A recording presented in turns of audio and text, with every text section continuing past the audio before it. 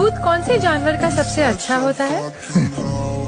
बेटी, दूध तो भैंस का ही सर्वोत्तम होता है। फिर तो आपको भैंसशाला चलानी चाहिए स्वामी जी।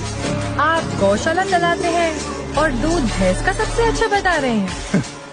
वो इसलिए बेटी क्योंकि आपने दूध के विषय में पूछा है, और दूध भैंस का ही उत्तम होता है। तो फिर गाय का दूध स्वामी जी? बेटी, गाय का दूध दूध नहीं, अमृत होता है।